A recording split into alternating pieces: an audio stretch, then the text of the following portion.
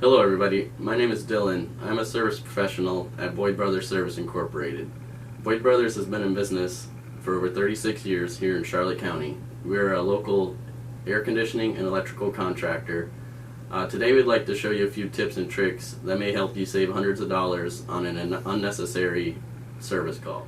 Okay, so one of the very first things you're going to want to check are the batteries in your thermostat. On this particular thermostat, the batteries are located right here. And you just pull down this door like that.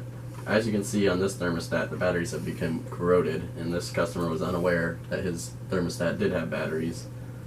This actually caused this thermostat to fail and needed to be replaced.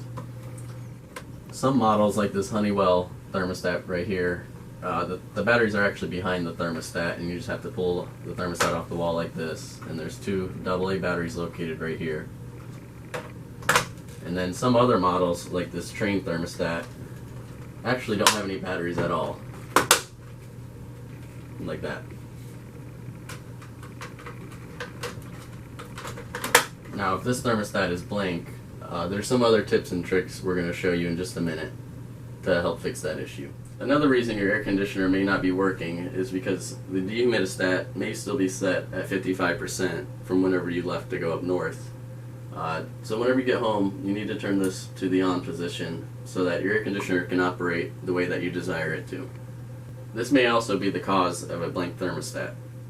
Another thing that you may want to check that can potentially cause a blank thermostat also is this float switch right here. This float switch is designed to shut the unit down if this drain line right here ever backs up, to prevent flooding in your house or in your garage or wherever your air handler may be located.